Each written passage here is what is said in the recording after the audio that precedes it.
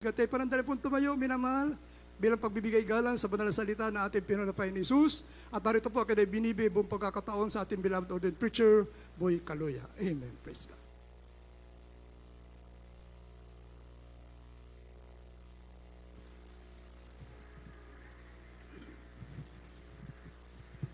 Amen. Praise the Lord. Everybody shout, praise the Lord. Rin pong ating pinakamamahal na Panginoon. God bless you po sa ating beloved preacher, beloved Lando. Mga minamahal, manalangin po muna tayo bago tayo dumako sa mga banal na salita ng ating pinakamamahal na Panginoon. Opo, dakilang Diyos na makapangyarihan sa lahat sa makapangyarihan pangalan namin pinakamamahal na Panginoon. Kami po yung nagpupuri, nagpapasalamat, dakilang Diyos, sa dakilang pribileyo na pinagkalubos sa amin. Salamat po sa pagtanggap po na aming mga papuring awitin. Salamat sa pagtanggap po na aming mga pagsamba, aming pagdilingkod sa araw na ito. Sa pagkilos mo sa aming kalagitnaan, maraming salamat po sa mga kapatiran po namin. Nakasama po muli namin sa aming pagsamba, Mala Panginoon. Maraming salamat po. Dinala mo sila sa iyong banal na gawain na maluwalhati, Mala Panginoon. At minsan pa sa iyong mga salita, patuloy kang mangusap sa amin. Turuan mo kaming sumunod sa iyong banal na kalooban, Mala Panginoon. Hindi lamang kami maging tagapakinig, kundi maging tagatupad, Mala Panginoon. Kayo po mangusap sa bawat isa sa amin, Mala Panginoon, sa pamagitan ng aking bibig. Kayo po maglagay ng mga salita mo, Mala Panginoon. Hallelujah, na ayon sa pangailangan ng mga kapatiran, Mala Panginoon. Minsan pambigyan mo ng kasiglan ng aming pananampalataya sa araw na ito sa pamagitan ng mga salita, Mala Panginoon. At aming sinasaway lahat ng gawa ng kalaban, demons of unbelief and doubts, demons of hindrances. We bind the power of darkness in Jesus' name. Amen and amen. Isang malakas na palakpak, maminamahal, sa ating pinakamamahal na Panginoon. Purin po ang ating dakilang Diyos at habang inihanda po natin ang ating mga talata, maminamahal, dito sa Mikas, Kapitulo 6, talatang 6 hanggang 8, nagpapaabot po ako ng pinakamataas na pagsamba, pinakamataas na pagpupuri, pagluwalhati, pagdakila sa ating pinakamamahal na Panginoong Jesucristo, Diyos na ating pinaglilingkuran. Napakapalad po natin, maminamahal, kilala natin ang ating Diyos. Amen. Maraming sumasamba ngayon, maminamahal, hindi nila kilala ang kanilang Diyos. Ama lang sila ng Ama, pero hindi alam ang pangalan ng Diyos. Amen. Maraming ngayon, maminamahal, sumasamba kapag araw ng linggo, ang Diyos nila, maminamahal, ay huwad. Ang Diyos nila, maminamahal, ay mga graven images.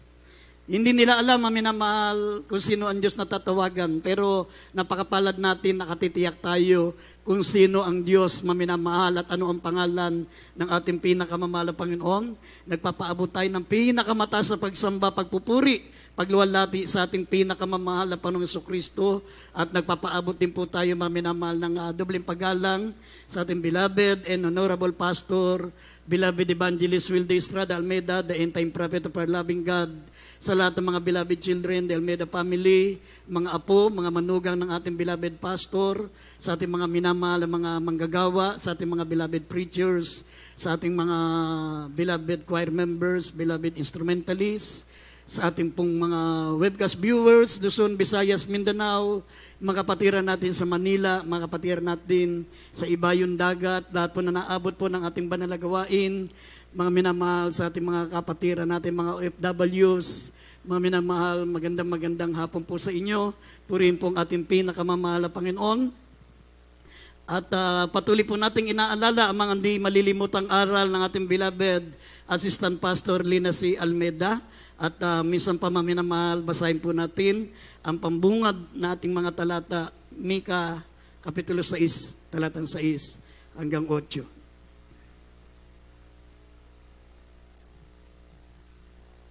Sound. Kapitulo 6, talatang 6 hanggang 8.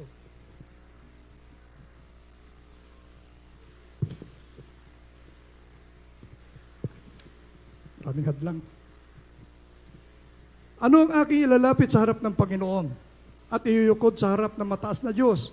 Paroon baga ako sa harap niya na may mga handog na susunugin, na may guyang 1 taon ang gulang, kalulugdan baga ng Panginoon ang mga libu-libong tupa o ang mga 10,000 ilog na langis? Ibibigay ko baga ang aking panganay dahil sa aking pagsalangsang, ang bunga ng aking katawan dahil sa kasalanan ng aking kaluluwa? Kanyang ipinakilala sa iyo, o tao, kung ano ang mabuti At ano ang hinihingi ng Panginoon sa iyo? Kundi gumawa na may kaganapan at ibigin ang kaawaan at lumakad na may kababaan na kasama ng iyong Diyos. Amen. Amen. Amen. Maminamal ang ating paksa, pamagatan po natin, does the Lord requires. Ang inihingi ng ating dakilang Diyos. Maminamahal, dito po ay makikita po natin, maminamahal, ang mga unang tao noon. During the dispensation of law, ang kasalanan, maminamahal ng mga tao noon, pag ikaw ay nagkasala, maghandog ka lang ng mga handog na susunugin. Ayon sa iyong mga nagawang kasalanan, ayon sa laki ng iyong kasalanan. Pag malaki ang kasalanan mo, maminamahal, maghandog ka ng maraming mga baka. Maghandog ka, maminamahal, ng mga pinatabang hayop. Sabi mga offerings. Iniisip nila, maminamahal, sabi nga na nabasa po natin, sabi rito, kalulugdan baga ng Panginoon ng mga libo-libong tupa, mga 10,000 ilog ng langis, ang ibibigay ko baga ang aking panganay dahil sa pagsalangsang na bunga ng aking katawan dahil sa kasalanan ng aking kaluluwa. Ibig sabihin na minamahal, dahil sa ang kasalanan noon, pag ikaw ay nagandog ng mga hayop na susunugin ng tinatawag na rituals, offerings, ceremony, maminamahal, napapatawad na ang kasalanan nila. Kaya nangyari, nakapokus sila roon, maminamahal. Nakapokus sila sa mga rituals, sa mga offerings, sa mga ceremonies. Kahit mga minamahal, gumawa sila ng gumawa ng kasalanan, ang iniisip nila, meron namang tinatawag na remedy. Yung pinatabang hayop, yung mga handog na susunugin. Pero mga minamahal, sabi ng ating pinakamamahal na Panginoon, hindi yan ang higit na hiningi ng Diyos. Amen? Sinabi ng verse 8, Kanyang ipinakilala sa iyo, o tao, ano ang mabuti?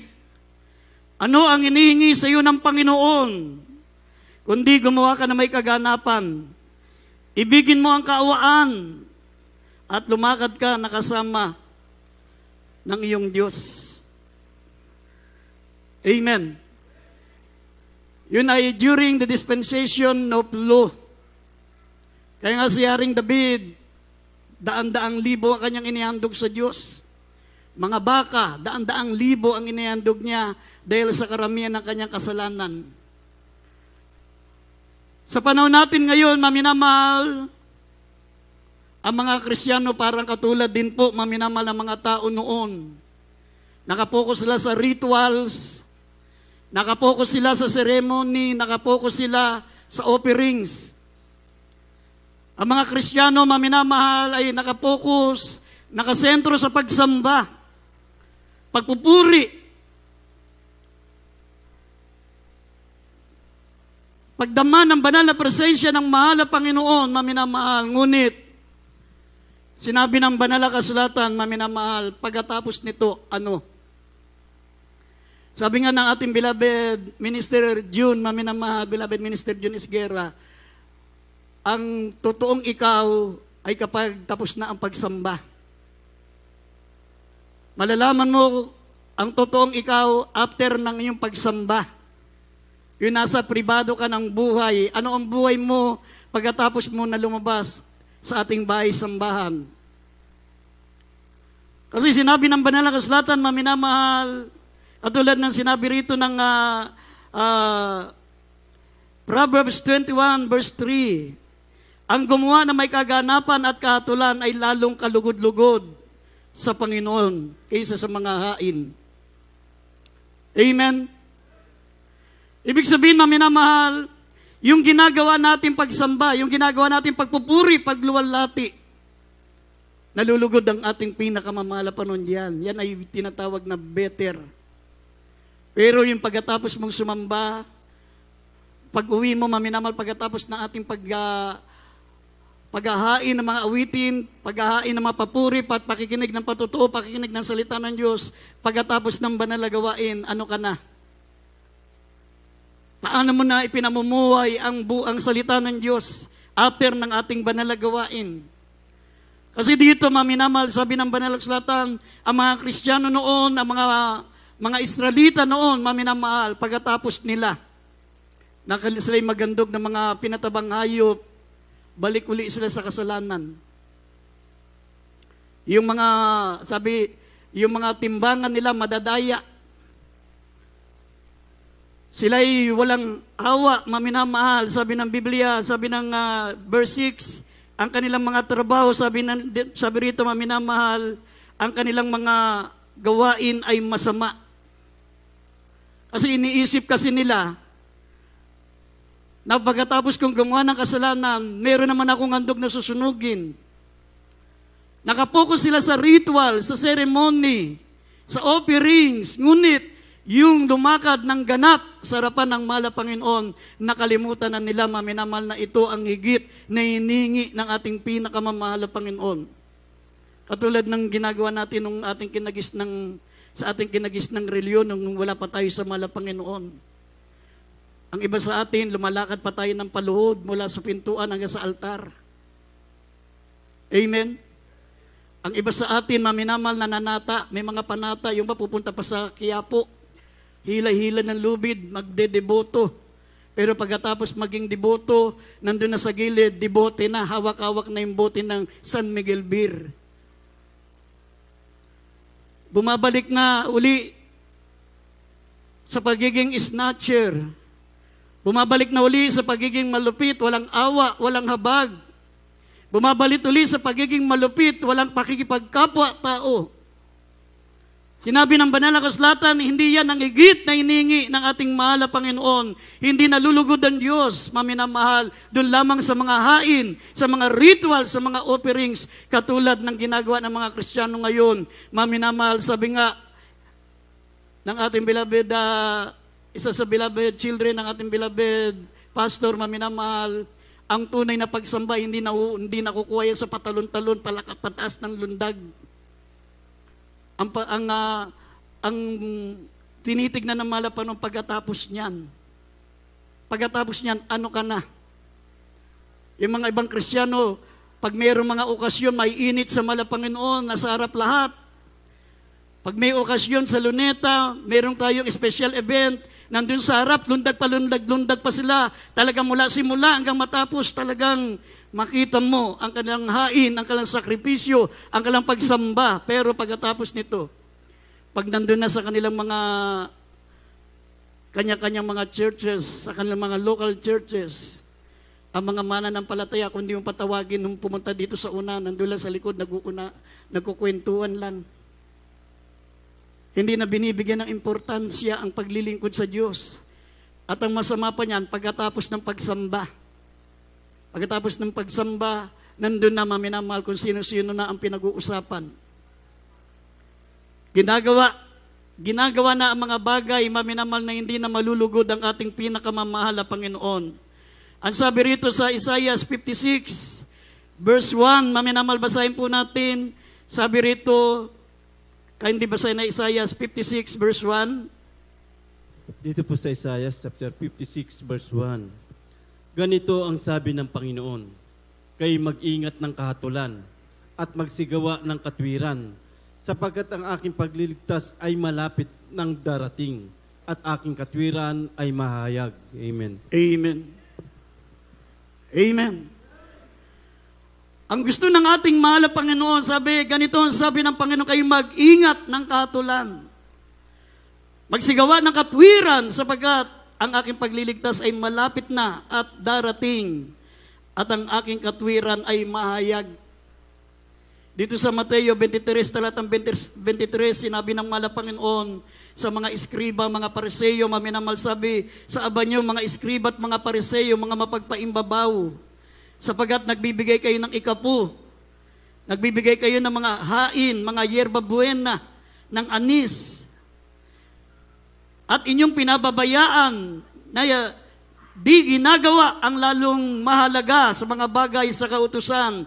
Dilit iba ay ang katarungan, ang pagkahabag at ang pananampalataya na dapat sana niyong gawin ang mga ito at huwag din naman pabayaan na hindi gawin yaong iba.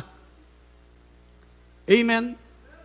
Nakapokus sa mga leader ng reliyon sa mga rituals, sa mga offerings, sa mga seremonya, mga minamahal, gaya ng ginagawa natin, nakapokus tayo sa pagsamba, nakapokus tayo sa pagpupuri, nakapokus tayo, mga minamahal, sa ating paglilingkod, sa ating pinakamamahal na Panginoon. Pero pagkatapos ng ating pagsamba, nakakalimutan natin, sabi, ang kahatulan, ang katarungan, ang pagkahabag, at ang pag-ibig sa ating mga kapatiran. Amen? Sabi, what does the Lord requires of thee? Anong hinihingi sa atin? Kasi sabi ng banal na kasulatan, maminamahal, sabi ng mga Panginoon, sa mga Pariseo at mga eskriba, sabi kayo'y mapagpaimbabaw. Yung sa panahon ng pagsamba, sincero ka, pero pagkatapos ng pagsamba, wala na yung fruit of the Holy Spirit. Mga minamahal, dapat patunayan mo na ang pagsamba mo ay nakaabot sa kalatian ng Diyos sa pamagitan ng pagkatapos mong pagsamba, mga minamahal, na ipamuhay mo ang fruit of the Holy Spirit. Love, joy, peace, long-suffering, gentleness, temperance, faithfulness, meekness, goodness. Dapat pagkatapos nating sumamba, mga minamahal, makikita sa atin ang buong ng Espiritu Santo. Hindi yung pagkatapos, mga minamahal, ng pagsamba, may nagbabangayan na, may nagchichismisan na, may nag-aaway na, may nagpupulaan na. Wala na yung tinatawag na kahabagan. Sabi ng Biblia, what does the Lord requires of thee? Sabi, but to do justly. But to do justly. Dapat pagkatapos mong sumamba, maminamahal, para huwag mawalan ng kabuluhan ang iyong hain, ang iyong pagpupuri, ang iyong paglilingkod sa mala Panginoon. Sabi, makita sa atin na tayo'y naging matuwid sa harapan ng Diyos. But to do justly, maging matuwid tayo. Kasi kaya tayo sumasamba, maminamahal, kasi gusto nating maging katulad ng mahal na Panginoong Jesucristo. Ang fruit of the Holy Spirit, Galatians 5:22 and 23, this is the character of Christ. Bunga ng Espiritu Santo, yan po ang katangian ng mahal na Panginoon. Ang mahal na Panginoon, maminamahal, ay punong-puno ng pag-ibig. Siya'y punong-puno ng kagalakan, punong-puno ng kapayapaan, punong-puno ng tinatawag na pagpipigil, pagtitiis, katapatan, kabutihan. Punong-puno siya, maminamahal, ng bunga ng Espiritu Santo. Yan ang dapat taglayin ng bawat mananampalataya, hindi lamang sa tuwing tayo nasa sambahan, kundi pagkatapos na tayo sumamba. Kasi lumalabas ang natural na tayo after ng ating pagsamba. Pero kung ikaw ay matuwid lamang sa pagsamba, dahil nakapokus ka sa rituals, nakapokus ka sa offerings, sa tinatawag na ceremony, pero paglabas mo, walang epekto, maminamahal, ang bunga ng Espiritu Santo, wala pa rin yung but to do justly, and love mercy, and to walk humbly with thy God. Wala yung katwiran, maminamahal, bali wala sa iyo kahit matisod ang iba. Meron nga ang ibang outstation tayo, mga minamahal. During gawain, nagbabangayan. Yung iba lang naman. Dapat hindi ganoon, mga minamahal. Sabi, ano ang hiningi sa atin na malapang na ba to do justly? Kaya sinulat ito, mga minamahal, sa panahon natin. Kasi ganoon na sila noon. Huwag na natin silang tularan ngayon. Amen? Ang mga Kristiyano noon nakapokus sa rituals, ceremony, offerings, ang dami nilang inihandog, ang dami nilang binibigay, mga minamahal, na hain sa Diyos. Sabi nga, isang ilog pa ng langis, kaya nilang ibigay. Mga dadaang libong mga pinatabang hayop, ngunit sinabi ng mahal na Panginoon, hindi ako diyan lubos na nalulugod. Ang sabi ng mahal na Panginoon, nabasa po natin dito sa kanina maminamal sa talatang Isaiah 51 o 56 verse 1, sabi rito, nalulugod ang ating pinakamamahal na Panginoon. Sabi rito, mag-ingat ka ng katulan. Magsigawa kayo ng katwiran sapagkat ang aking pagliligtas ay malapit na at darating at ang aking katwiran ay mahayag.